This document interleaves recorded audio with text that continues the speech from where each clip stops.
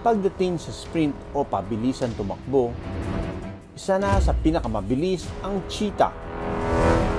Kayang tumakbo ng cheetah sa bilis na 120 kilometers per hour. Pambato ng Animal Kingdom ang cheetah pagdating sa takbuhan.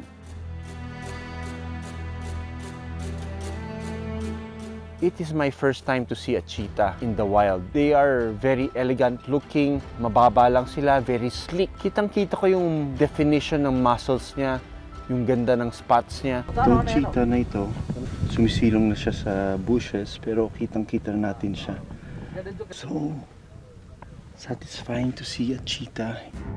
Dito sa Masai Mara sa Kenya, hindi lang isang cheetah ang naglalakad.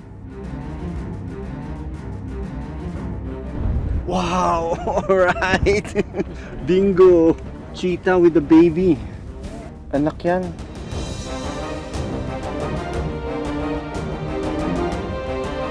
Ito mo mahaba pa balibo.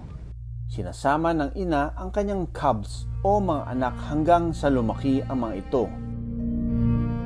Sa wild, isa sa 10 batang cheetah lang ang nagsusurvive. Dahil madalas din silang naging target ng ibang predator gaya ng leon at hyena.